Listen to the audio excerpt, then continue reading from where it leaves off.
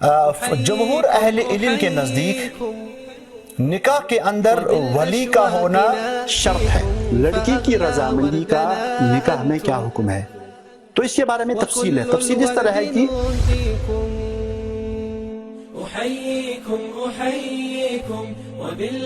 اگر کوئی عورت ولی کے بغیر اپنی شادی کرے گی تو 3 مرتبہ اللہ کے نبی نے فرمایا فنکاحھا باطل فنکاحھا باطل فنکاحھا باطل۔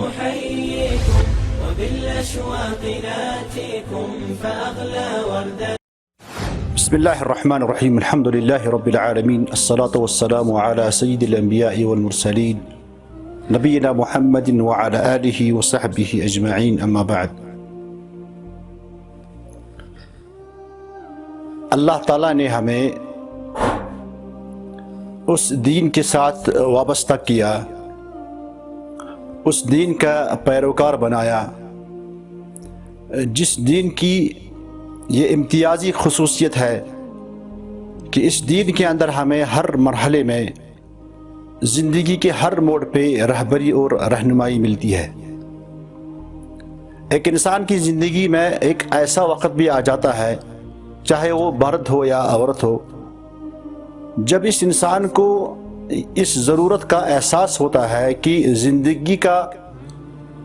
بقیہ حصہ میں کسی دوسرے انسان کے ساتھ بسر کروں گا۔ ایک مرد جو ہے وہ کسی عورت کے ساتھ زندگی کا بقیہ حصہ گزارنا چاہتا ہے، اور اسی طرح ایک عورت جو ہے وہ اپنی زندگی کا آخری حصہ کسی مرد کے ساتھ گزارنا چاہتی ہے، اور ان دونوں کے اس ملاپ کو، اس ملنے کو، زندگی کے گزارنے کو اسلام نے ایک نظم دیا ہے، ایک ڈسپلن دیا ہے، ایک طریقہ دیا ہے جس طریقے کو ہم نکاح کے نام سے جانتے ہیں۔ اور چونکہ اسلام نے ہمیں اس مرحلے پر بھی کہ ہم کس طرح اپنے زندگی کے اس ساتھی کو اختیار کریں اور کس طرح کریں، یہ طریقہ ہم کس طرح آزمائیں یا اس کام کو ہم کس طرح انجام دیں، اسلام نے ہمیں ہر مرحلے پہ اس بارے میں رہنمائی کی ہے۔ چونکہ یہاں پہ جو کچھ نکات نکاح کے تعلق سے ہیں، اگرچہ ایک لمبا موضوع ہے، قلیل عرصے میں اس کے بارے میں بات کرنا مشکل ہے، لیکن یہاں پہ میں ایک دو نکات کی طرف اشارہ کروں گا اور مختصر اشارہ کروں گا، اور ہم یہ جاننے کی کوشش کریں گے کہ اسلام کا اس بارے میں کیا موقف ہے، اسلام نے ہمیں اس بارے میں کس طرح کی رہنمائی کی ہے۔ جو نکات میں اس وقت جن کی میں وضاحت کرنا چاہتا ہوں، ان میں سے پہلا نقطہ یہ ہے کہ اسلام نے اس نکاح کے اندر ولی کی حیثیت کیا رکھی ہے، اور اس نکاح کا ایک جز جو ہے، ایک رکن جو ہے، وہ لڑکی جس کی شادی ہو رہی ہے اس کی رضامندی کے تعلق سے اسلام کا موقف کیا ہے۔ چونکہ ہم یہ دعویٰ کرتے ہیں کہ اللہ اور اس کے رسول صلی اللہ علیہ وسلم نے ہمیں ہر مرحلے پر رہبری کی ہے، ہمیں تعلیمات دی ہیں، اور ہماری ان تعلیمات کا مرجع قرآن اور حدیث ہے۔ تو آئیے ہم سب سے پہلے یہ جاننے کی کوشش کریں گے کہ اس ولی سے مراد کیا ہے، اور قرآن اور حدیث نے اس ولی کی کون سی حیثیت بیان کی ہے۔ کیونکہ یہاں پہ جو نقطہ ابھارا گیا کہ اسلام کے اندر نکاح میں اس ولی کی حیثیت کیا ہے، یہ حیثیت ہم اپنی طرف سے طے نہیں کریں گے، بلکہ ہم قرآن اور حدیث کے اندر ہی اس بات کو تلاش کریں گے کہ اسلام نے اس ولی کی حیثیت کیا رکھی ہے۔ سب سے پہلے ہم یہ جاننے کی کوشش کریں گے کہ ولی سے کیا مراد ہے۔ ولی سے مراد خاص کر نکاح کے باب میں، کیونکہ ولایت کی بہت ساری اقسام ہیں، لیکن نکاح کے اندر جو ولایت کا تصور ہے اس کا معنی یہ ہے کہ اسلام نے ایک آدمی کو، ایک مرد کو یہ حق دیا ہے کہ وہ اپنے ماتحت کسی لڑکی جس کی شادی ہونے والی ہے اس کا نکاح کرے، اس کے نکاح کا انتظام، اس کے عقد کا انتظام اس مرد کی ذمہ داری رکھی گئی ہے جس کو ہم شرعی اصطلاح میں ولی کہتے ہیں۔ اور یہ ولایت کا حق سب سے زیادہ اسلام نے سب سے پہلے لڑکی کے باپ کو دیا ہے، کیونکہ اس میں ہم دیکھ رہے ہیں کہ اسلام نے لڑکی کے مفادات کو مد نظر رکھا ہوا ہے، لڑکی کے اس زندگی میں کامیابی کے اس راز کو سامنے رکھا ہے۔ چونکہ ایک عورت کسی وقت جذبات میں آ کر کوئی بھی فیصلہ کر سکتی ہے، لیکن اس کو زندگی کیسے گزارنی ہے، اس کی زندگی میں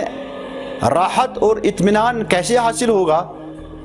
اس کی زندگی میں سعادت کیسے حاصل ہوگی، خاص کر ازدواجی زندگی میں، اس کا حق قرآن اور حدیث نے اس کے باپ کو دیا ہے، کیونکہ باپ ہی ایک ایسا رشتہ دار ہے ایک لڑکی کا جو سب سے زیادہ اس بات کا خیال رکھتا ہے کہ میری لڑکی کی زندگی کامیاب ہو، اس کو ازدواجی زندگی میں راحت اور اطمینان حاصل ہو۔ اور اسی لیے اسلام نے سب سے پہلے یہ حق جو ہے اس کے باپ کو دیا ہے، اس کے بعد اس کے دادا کو دیا ہے، اور اس کے بعد اگر عورت پہلے سے شادی شدہ ہے، اس کے بچے ہیں، اس کے بیٹے کو دیا ہے۔ اور چونکہ اکثر لڑکیاں جو ہے وہ کنواری ہوتی ہے، کنوارے پن میں شادی کرتی ہیں، تو اگر اس کا لڑکا نہیں ہے تو پھر اس کا یہ حق اس کے بھائی کو دیا گیا ہے، سگے بھائی کو، اور اگر سگا بھائی نہیں تو باپ شریک بھائی ہے۔ اور اسی طرح ہم دیکھ رہے ہیں کہ اسلام نے جو یہ ولایت کا جو یہ حق دیا ہے وہ اس عورت کے قریب ترین رشتہ دار کو دیا ہے، اور قریب ترین رشتہ دار ہی جو ہے اس بات کا خیال رکھ سکتا ہے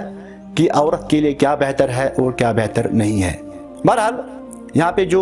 جس مسئلے کی طرف وضاحت کرنی ہے وہ یہ ہے کہ ہم قرآن اور حدیث سے اس بات کو تلاش کرنے کی کوشش کریں گے کہ قرآن اور حدیث نے اس ولی کو کیا حیثیت دی ہے، اور پھر فقہا نے یا علماء اسلام نے قرآن اور احادیث کی ان نصوص کو سامنے رکھتے ہوئے اس ولی کی حیثیت کیا رکھی ہے۔ میں اس سے پہلے یہ بیان کروں گا، پھر میں قرآن اور احادیث کو جو ہے، قرآن کی آیات اور احادیث کو پھر میں بطور استشہاد کے بیان کروں گا۔ جمہور اہل علم کے نزدیک نکاح کے اندر ولی کا ہونا شرط ہے، یعنی اس کا مطلب یہ ہے کہ اگر یہ شرط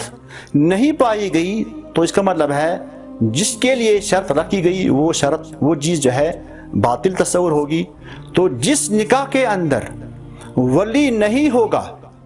یا اس کی رضامندی نہیں ہوگی وہ نکاح جمہور اہل علم کے نزدیک،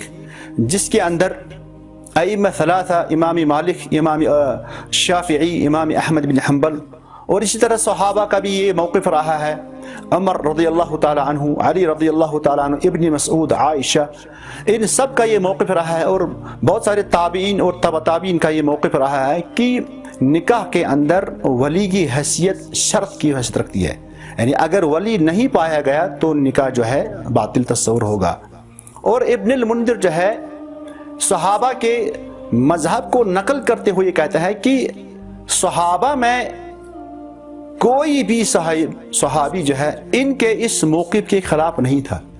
جو موقف صحابہ کے بارے میں بیان کیا گیا، عمر رضی اللہ تعالیٰ عنہ، علی، ابن مسعود، عائشہ، کہ ان کا موقف یہ تھا کہ نکاح کے اندر ولی جو ہے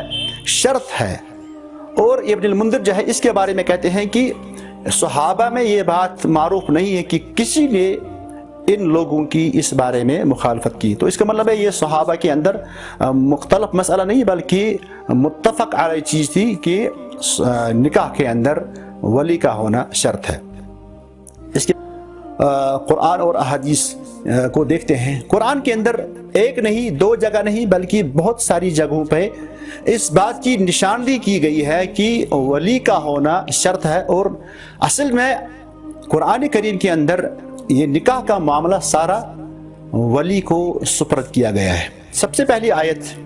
جو اللہ تعالیٰ نے اس بارے میں بیان فرمائی ہے، اللہ تعالیٰ کا فرمان ہے فَانْكِحُوهُنَّ بِإِذْنِ أَهْلِهِنَّ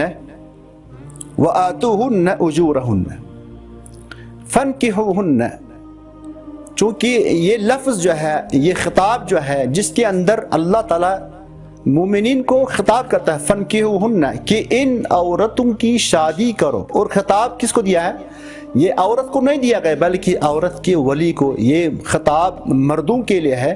کہ ان کی شادی جو ہے فَانْكِحُوهُنَّ بِإِذْنِ أَهْلِهِنَّ، یعنی جب آپ کسی عورت کے ساتھ شادی کریں گے تو تب تک اس کے ساتھ شادی نہیں کر سکتے ہیں جب تک کہ اس کے رشتہ دار یا اس کے اہل میں سب سے پہلے جیسے میں نے کہا یہ حق جو ہے اسلام نے باپ کو دیا ہے کہ اس کی رضامندی شامل نہ ہو. تو یہاں پہ جو ہے سب سے پہلی بات جو کہی گئی کہ جب تک عورت کے اہل، اس کے رشتہ دار، اس کے عزیز اقارب کی جو رضامندی نہیں ہوگی تب تک کسی کو اس عورت کے ساتھ نکاح کرنے کا حق نہیں ہے.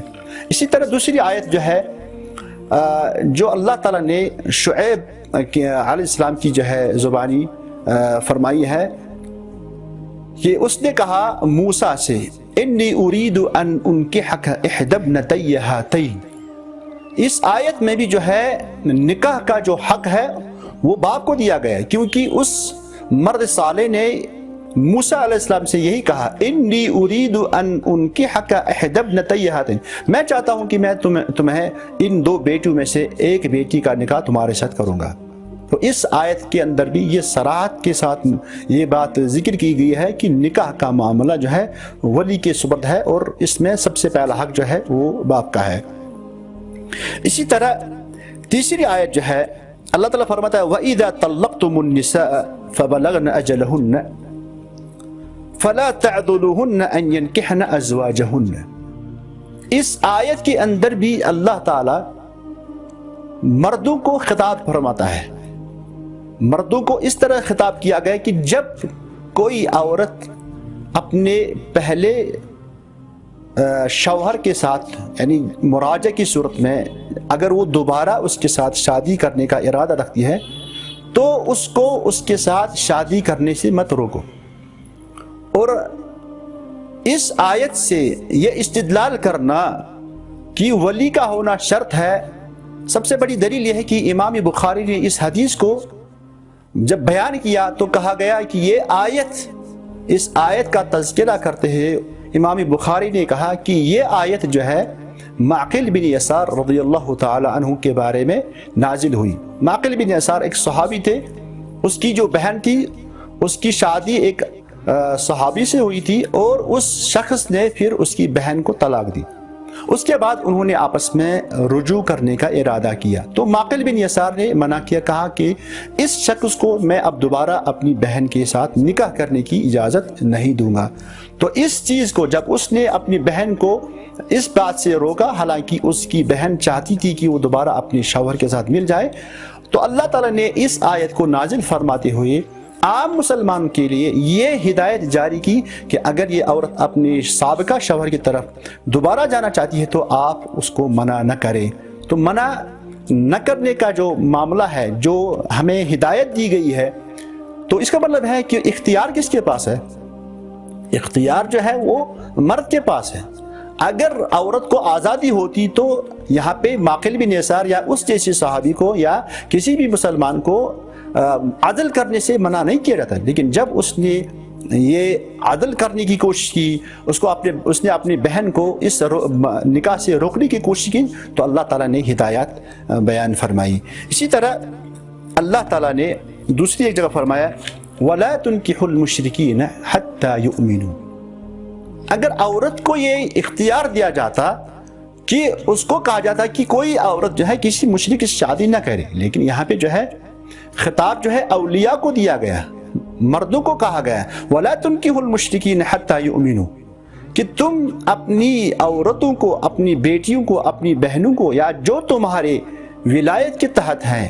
ان عورتوں کی شادی کسی مشرکین کے ساتھ مت کرو. تو یہاں خطاب جو ہے اللہ تعالیٰ جو ہے خطاب کرتا ہے مردوں کو. تو اس کا مطلب یہ واضح ہوا ان آیات سے، یہ ایک آیت نہیں بلکہ دو نہیں بلکہ کئی آیات ہیں جن آیات کے اندر اللہ تعالیٰ مردوں کو یہ خطاب دیتا ہے کہ نکاح کرنے کا حق یا ایک عورت کی شادی کا حق تم کو دیا گیا ہے، اور عورت کے لیے یہ ذمہ داری ہے کہ جب وہ شادی کرنے کا ارادہ کرے تو اس کا سارا انتظام یا اس کا جو ولایت کا حق ادا کرے گا اس کا باپ یا اس کا دادا یا اسی طرح اس کا بھائی، اور یہ حق اس کو قرآن کریم نے دیا، کیونکہ اللہ تعالیٰ کا جو کلام ہے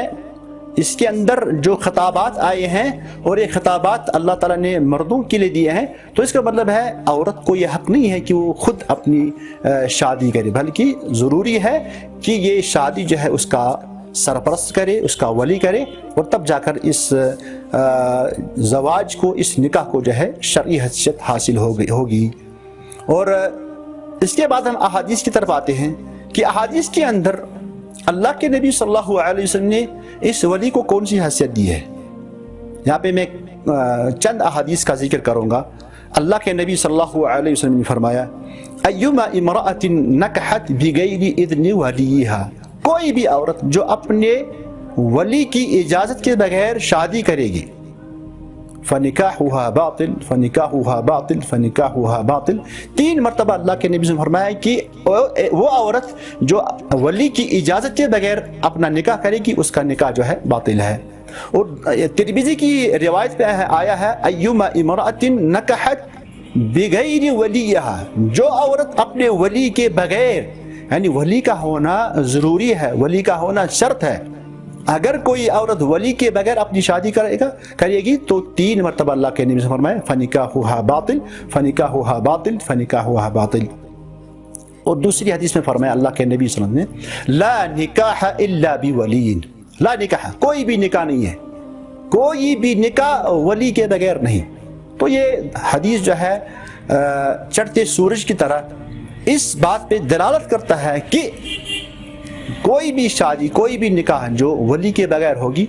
اس کا اسلام کے اندر کوئی اعتبار نہیں ہے۔ اور تیسری ایک حدیث اللہ کے نبی صلی اللہ علیہ وسلم نے فرمایا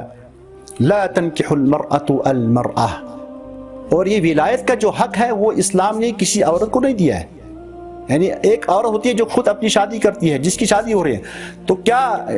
اس کی شادی کوئی دوسری عورت کر سکے؟ نہیں، بلکہ یہ ولایت کا حق جو ہے صرف مردوں کو اسلام نے دیا ہے۔ لا تنکح المرأة المرأة، کوئی عورت ولایت کا حق ادا نہیں کر سکتی، کوئی عورت کسی عورت کی شادی نہیں کر سکتی۔ ولا تنکح نفسها، اور نہ ہی عورت خود اپنے آپ کی شادی کر سکتی ہے۔ اور اللہ کے نبی صلی اللہ علیہ وسلم نے فرمایا کہ وہ عورت زانیہ، بدکار تصور ہوگی جو اپنی شادی خود کرے گی۔ وَالزَّانِيَةُ هِيَ الَّتِي تَنْكِحُ نَفْسَهَا، زانیہ یا بدکار وہ عورت ہے جو اپنی شادی خود کرے گی۔ اور یہ 2 حدیث ہیں، دونوں حدیث کے جو الفاظ مترادف ہیں، یعنی ملتے جلتے ہیں، جن احادیث کے اندر اللہ کے نبی صلی اللہ علیہ وسلم نے اس بات کو صراحت کے ساتھ واضح کیا ہے کہ عورت جو ہے خود اپنی شادی نہیں کر سکتی ہے۔ تو جہاں تک یہ آیات سے ثابت ہوتا ہے، ان احادیث سے ثابت ہوتا ہے کہ اسلام کے اندر ولی کی نکاح کے اندر اس کا ہونا شرط ہے، یعنی اگر ولی نہیں ہے تو پھر یہ نکاح جو ہے باطل ہے۔ اس کا مطلب یہ نہیں ہے کہ اسلام نے اس ولی کو جو ہے ولایت مطلقہ دی ہے، بلکہ یہ ولایت جو ہے یہ مقید ہے۔ مقید کس کے ساتھ ہے؟ کہیں ہم یہ نہ سمجھے کہ اگر اسلام نے مرد کو یہ اختیار دیا ہے کہ وہی جو ہے عورت کی شادی کری تو اس کا مطلب یہ ہے کہ عورت کی رضامندی کا کوئی اعتبار نہیں ہوگا، نہیں، بلکہ یہ ولایت جو ہے یہ ولایت مطلقہ نہیں ہے بلکہ ولایت مقیدہ ہے۔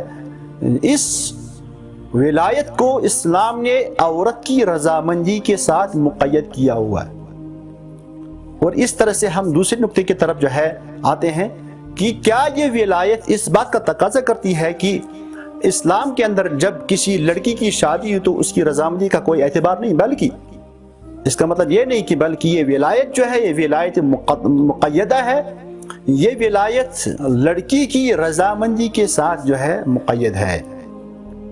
اور جب ہم اس نقطے کی طرف آتے ہیں یا اس نقطے کا جواب چاہتے ہیں کہ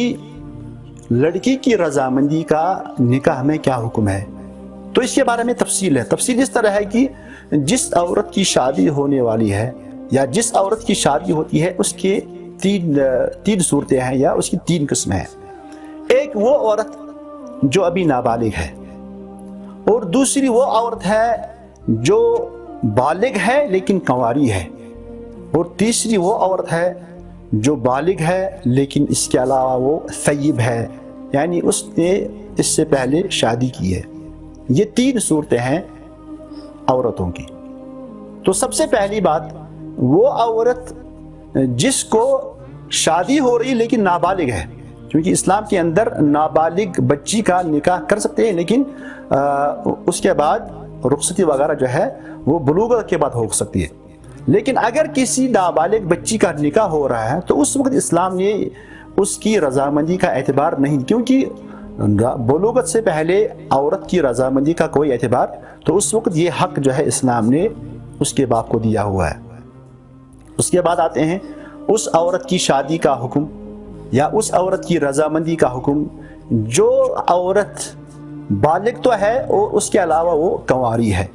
اللہ کے نبی صلی اللہ علیہ وسلم نے فرمایا وَالْبِكْرُ يَسْتَأْذِنُهَا أَبُوهَا، وَالْبِكْرُ وہ عورت جو کنواری ہے، يَسْتَأْذِنُهَا أَبُوهَا اس سے شادی کے لیے اذن طلب کرے گا، اجازت طلب کرے، کون؟ اس کا باپ۔ وَالْبِكْرُ يَسْتَأْذِنُهَا أَبُوهَا وَإِذْنُهَا سُمَاتُهَا، اور اللہ کے نبی صلی اللہ علیہ وسلم فرمائے کہ وہ اس کا اجازت کس طرح ہوگا، اس کے اجازت کی جو اعتباریت کیا ہوگی؟ فرمایا وَإِذْنُهَا سُمَاتُهَا اس کا خاموش رہنا ہی اس کا اذن، اس کی اجازت شمار کی جائے گی۔ اور دوسرے ایک حدیث میں فرمایا اللہ کے نبی صلی اللہ علیہ وسلم نے کہ لا تنکح الایم حتی تستأمر، کہ جو عورت جو کنواری نہیں ہے، یعنی اس کا مطلب ہے اس نے شادی پہلے سے کی ہے، شادی شدہ عورت تھی لیکن اب اس کی طلاق ہوئی ہے یا اس کا شوہر فوت ہو چکا ہے، اگر ایسے عورت کی، شادی شدہ عورت کی جو ہے نکاح کی صورت آتی ہے تو اللہ کے نبی صلی اللہ علیہ وسلم نے فرمایا کہ اس سے جو ہے اجازت لینا ضروری ہے، تب تک جو ہے اس کی شادی نہیں ہو سکتی جب تک کہ اس کی اجازت طلب نہ کیا جائے۔ اور اس کے بعد اللہ کے نبی صلی اللہ علیہ وسلم نے فرمایا وَلَا تُنْكَحُ الْبِكْرُ حَتَّى تُسْتَأْذَنَ، ایک پہلو میں اللہ کے نبی صلی اللہ علیہ وسلم نے فرمایا لا تنکح الایم حتی تستأمر، کہ جو شادی شدہ عورت ہوگی اب اگر دوسری شادی اس کی کرنی ہے تو تب تک اس کی شادی نہیں کر سکتے جب تک کہ اس کی اجازت جو ہے صراحت کے ساتھ نہ آئے۔ اور اسی لیے فقہاء نے کہا کہ وہ زبان سے بولے، کیونکہ اس نے اس سے پہلے نکاح کا تجربہ کیا ہے، لیکن اس کے مقابلے میں اللہ کے نبی سے فرمایا وَلَا تُنْكَحُ الْبِكْرُ حَتَّى تُسْتَأْذَنَ، کہ جو بکر ہے، جو کنواری لڑکی ہے، اس کی شادی جو ہے تب تک نہیں کی جا سکتی جب تک کہ اس کی اجازت طلب نہ کی جائے۔ تو صحابہ نے پوچھا وَكَيْفَ إِذْنُهَا، کہ اس کی اجازت کیسے ہم معلوم کر سکتے ہیں؟ تو اللہ کے نبی صلی اللہ علیہ وسلم نے فرمایا أَن تَسْكُتَ، کہ وہ نکاح کی اجازت طلب کرتے وقت خاموش رہے۔ تو ان احادیث سے جو ہے ثابت ہوتا ہے کہ اسلام کے اندر ان عورتوں جن کی شادی ہو رہی ہے، ایک ہے وہ لڑکی جو نابالغ ہے، اس کی رضامندی جو ہے اس کے باپ کو دی گئی ہے کہ وہی اس کا فیصلہ کر سکتا ہے۔ البتہ جو لڑکی بالغ ہے اور ابھی کنواری ہے تو اس سے اجازت لینی ضروری ہے، البتہ اس کی اجازت جو ہے اس کی خاموشی سے جانی جا سکتی ہے۔ اور جو عورت شادی شدہ ہوگی جس کو عربی میں ہم ثیب کہتے ہیں، تو اس کی اجازت بھی ضروری لینی ہے اور وہ زبان سے اس بات کا اقرار کرے۔ والسلام علیکم ورحمۃ اللہ وبرکاتہ۔